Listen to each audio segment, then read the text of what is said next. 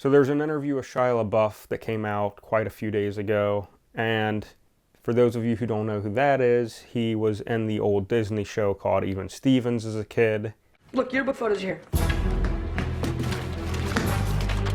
Wait, where are they?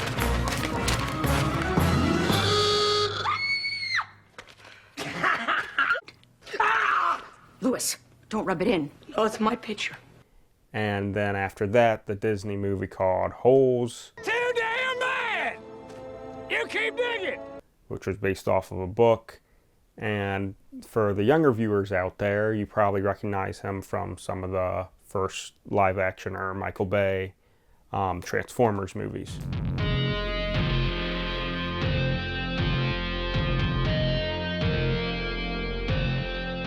So in this interview, his faith is briefly brought up.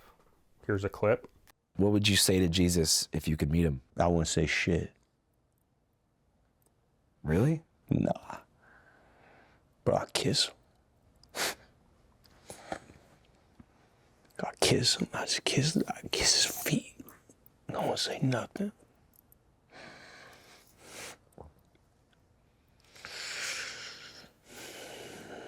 Chill out with these questions, Andrew. My bad. I didn't know it was going to make you emotional. I'm a real brother. Catholic, bro. A real one. I just thought you had thought about No, it. I'm a real one, bro. I want to believe in something. Well, hey, bro, you gotta hit your head into the wall hard enough where you just go, F it. It's the only way, dog. That's how you find God? Yep, for me. For the hard-headed ones, yeah, you gotta go hard. What do you think was the real-life equivalent of you smashing your head on the wall? I put a gun in my mouth. I was ready to kill myself, blow my brains out. Writing letters. Yeah, Wow. dark days. For real gone, ready to go. Why didn't you do it? Why didn't I do it? Because I'm and also my mom. So God bless her. She kept me alive that night. And also some dude, I've said it already, but there was a dude who hit me up, this guy from the program. I used to save all the numbers in my phone, you know, Joey AA, Bobby AA, Tommy AA. And there was a cat who hit me up that night. I was ready to go. And he hit me up. He said, hey, what are you doing? Or something like that. And then I was like, trying to explain myself, like, bro, f this, I'm out of here. F life, I can't take it no more. I just lost my girlfriend. She's walking out the door. My wife didn't know. The ex is f***ing suing. It's all just shit. I can't wrap my head around it all. I'm out of here, bro. And he's like, oh yeah, cool. Tell me about it in the morning.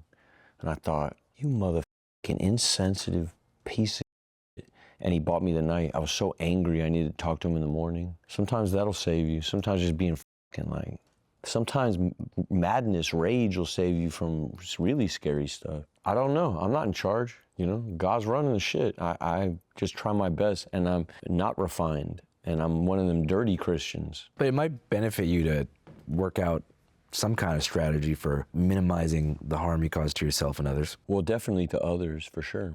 So when watching this, there's a few different things that came to my mind that I thought would be important to address. One is that a lot of times people will find God when they're at some of their lowest points in life, or rather God will find them, I should say.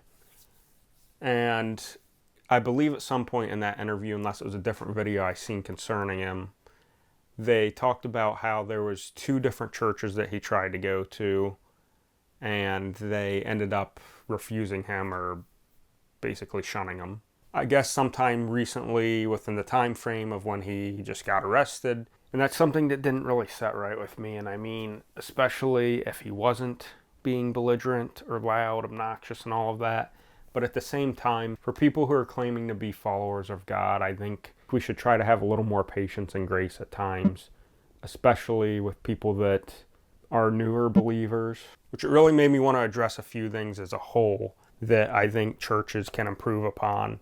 Now, don't get me wrong, I do believe there still are some good churches out there. I see a lot that still try to stick to this specific formula or like cookie cutter type thing where they're too afraid to talk about certain issues, either for the fact of offending people, or they just mostly want people that can dress nice and put on a smile each Sunday morning or service. But the church is really supposed to be the believers themselves.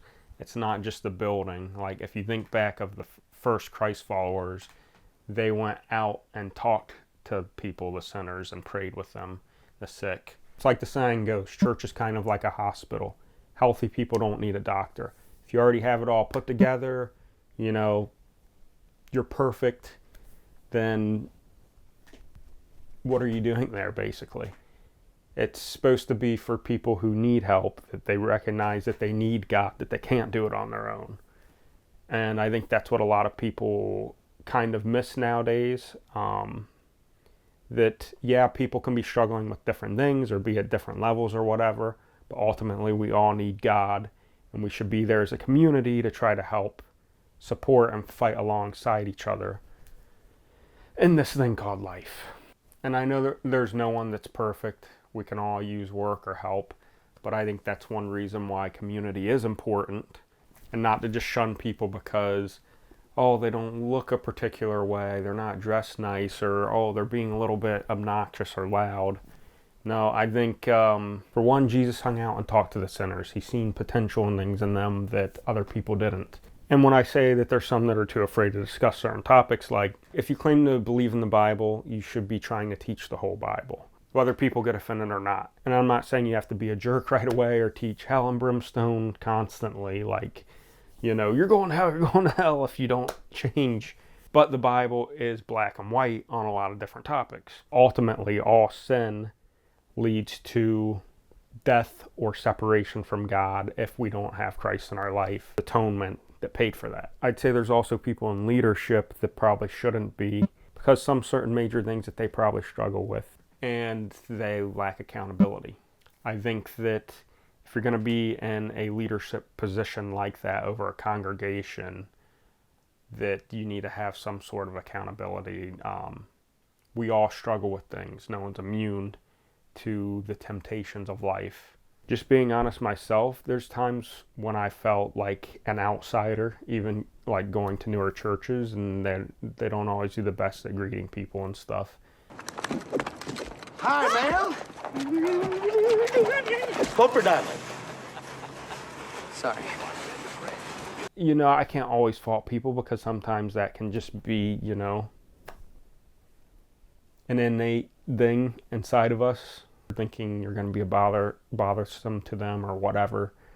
But, you know, no, ultimately we're supposed to try to be uplifting and encouraging to others. If you never try to go any deeper than a handshake or a smile, then how is that ever going to happen? And it's also up to people that do attend to try to get involved a little more in different things that the church offers. So listen, man or woman, whoever's watching, you don't have to have it all put together to watch this channel, to tune into it. I'm still kind of figuring out exactly what I'm doing with this channel, what God wants me to do with it.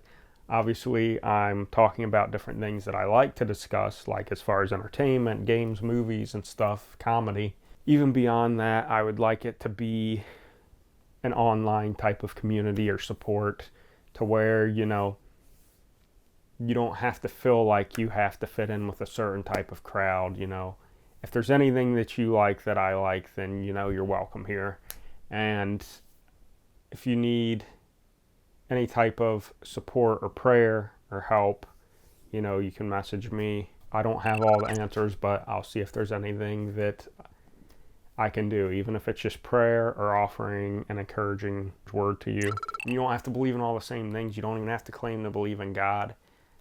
But I just want this to be more of an uplifting and encouraging source for different things going on in the world today, but also, you know, sometimes when people need to get away from that, to focus on cool entertainment, where we can rally around even some of the same interests or beliefs, even if we don't agree on everything. And hopefully I can bring a little bit of an entertainment or joy to you, and I would like to hear your guys' opinions and have more of a discussion type thing in the comments. Maybe I'll try to do more live stuff if that's something that seems like it's desired.